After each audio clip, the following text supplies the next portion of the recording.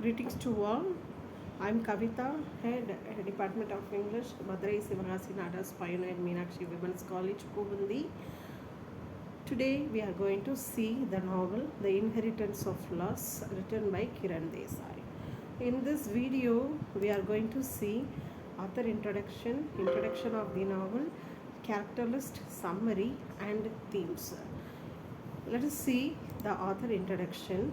Kiran Desai is born September 3rd, 1971, New Delhi in India. She is an Indian born American author whose second novel, The Inheritance of Loss, was published in 2006, became an international bestseller, and won the 2006 Booker Prize. Kiran Desai, of course, a daughter of the novelist Anita Desai, lived in India until age 15, after which her family moved to England and then to the United States. She graduated from Bennington College and received degrees in Collins University and Columbia University in New York City. Then Desai left Columbia for several years to write her first novel, Kulabula in Goa Orchard, published in the year 1998, about a young man in provincial India who abandons an easy post office job and begins living in a Goa tree where he makes oracular pronouncements to locals. The Inheritance of Loss, set in India in the mid 1980s, the novel has at its center a Cambridge educated Indian judge living out his retirement in Kolimbung near the Himalayas with his granddaughter until their lives are disrupted by Nepalese insurgents. The novel also interweaves the story of the judge Cook's son as he struggles to survive as an illegal immigrant in the United States. The story of the Judge Cook's son, hailed by critics as keen, richly descriptive analysis of globalization, terrorism, and immigrants. So let us see the introduction of the novel. The Inheritance of Loss is author Kiran Desai's second novel. As I said earlier, it was published in the year 2006 by Atlantic Monthly Press and Hamish Hamilton. The Inheritance of Loss won numerous accolades, including the 2006 Booker Prize, the 2006 Vodafone Crossword Book Award, and 2007 National Book Critics Circle Award for Fiction. The novel explores the intergenerational impact of colonialism on a diverse cast of characters against the historical backdrop of the 1986 Gurkha land movement in Darjeeling. Told through an omniscient third person perspective, the Inheritance of Loss follows Biju, an illegal immigrant attempting to survive in New York City, and Soy, an orphan living with her anglicized and abusive grandfather in the isolated Himalayan village Kalimbung. So let us see the character list of this novel. First character is Biju. Biju is the cook's 19-year-old son, persuaded by his father, urging and romanticized ideas of America. Biju moves to New York City as an undocumented immigrant. Isolated and insecure, Biju struggles to make ends meet and dreams of returning home. The next character is Soy. Soy is the orphaned daughter of an interfaith couple when her parents are tragically killed in the Soviet Union. Sai moves from her convent school to the home of her estranged grandfather, Judge Jemubai Patel. She is introvert and studious, escaping her mundane life by reading travelogues and National Geographic magazine. Jemubai Patel, the judge. Jemubai Patel was born into a working class Gujarati family headed by the criminal father. When Jemu displays an aptitude for school, his parents arrange for him to marry a wealthy girl in order to use her dowry to pay for his Cambridge education. So the next character is Gayan. Gayan is a poor college graduates of Nepalese descent who Judge Patel hires to tutor Sai. Next character is Bose. Bose is a fellow Indian national studying in England who befriends Judge Patel. The next character is Noni. Noni is a middle aged upper class Bengali woman who never married and lives with her sister Lola on an estate called Mom Ami. Next character is Syed Syed. Syed is Biju's Zanzibarian friend and co-worker at the Queen of Tots Bakery. Syed is gregarious and well liked by people from every background. The next character is Lola. Lola is Noni's opinionated widowed sister. Lola's daughter Pixie works for the BBC. This is a point of pride for Lola, who idolizes British culture. Next character is Boman Boy Patel. Boman Boy Patel is Jemu's wealthy father-in-law. Boman Boy made his fortune supplying the British army and then opened a brothel. He desires to appear wealthy and impressive and agrees to let Jemu marry his daughter simply because Jemu is pursuing a Cambridge education. The next character is Nimi and also called Bila, is Boman Boy Patel's daughter and Jemu's wife. She agrees to marry when she is 14. When Jemu returns from England, Nimi initially resists his abuse. However, when she realizes he hates her for being Indian, Nimi becomes depressed and numb. The next character is Kesong.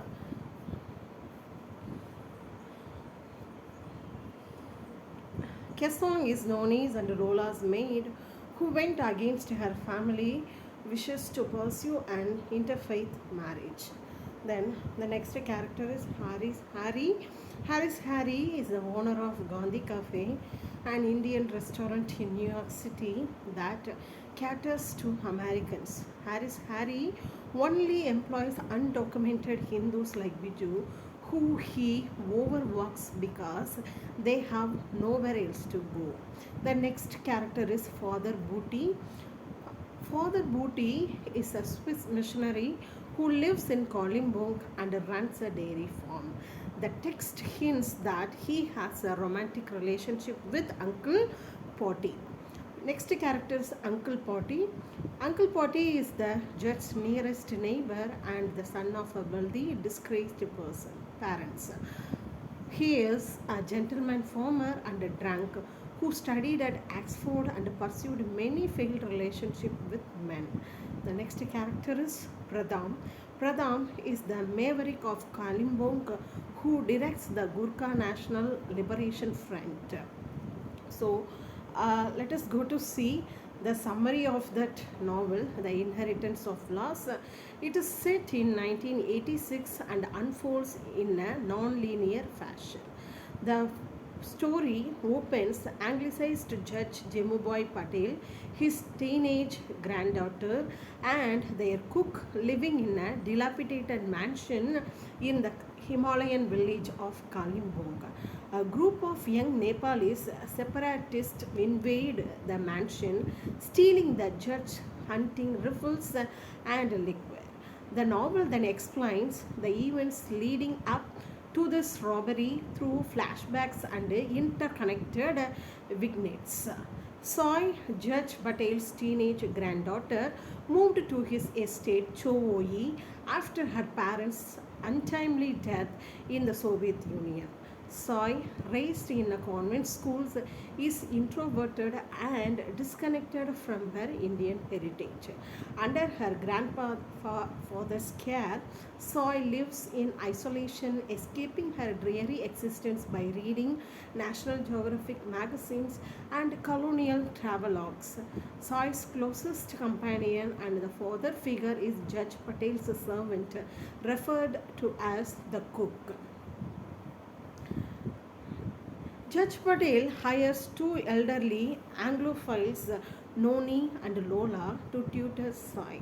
When Soy's education surpasses Noni's, Judge Patel hires a recent university graduate, a Nepali boy named Gayam, to tutor Sai in math and physics.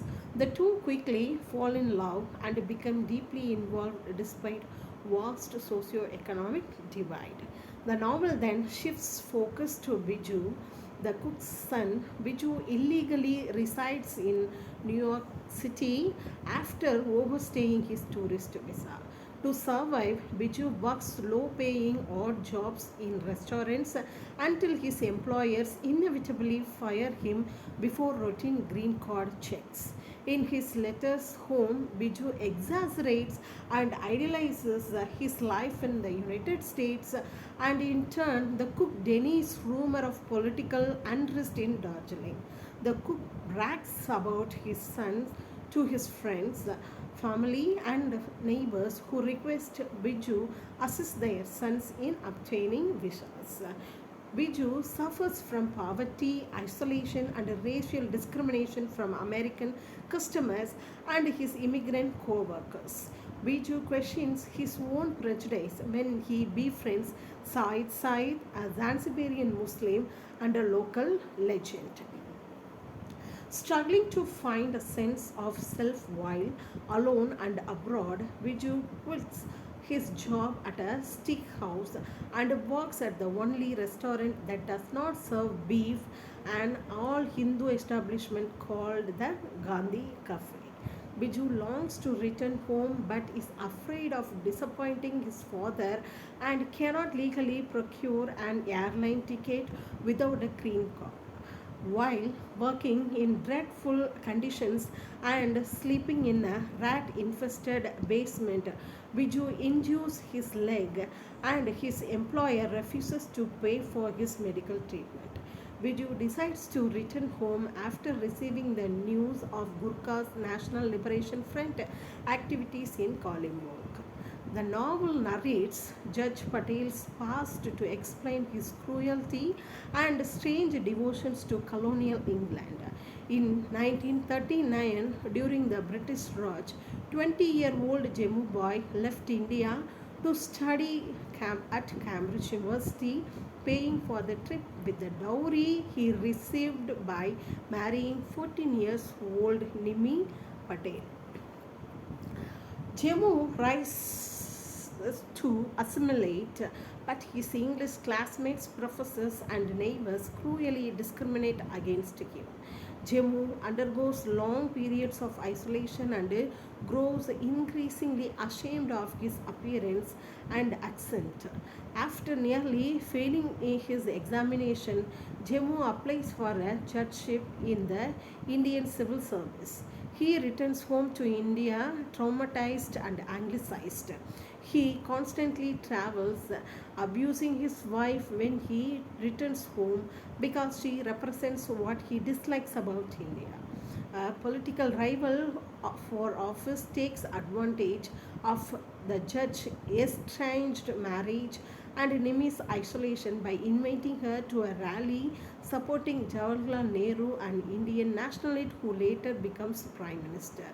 Disgraced, Judge Patel beats Nimi and sends her back to her family, where she gives birth to their only child.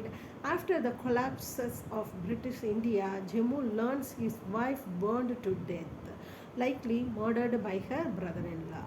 When she when Soy comes to live with Jammu, he interprets her arrival as a way to redeem himself for abusing Nimi.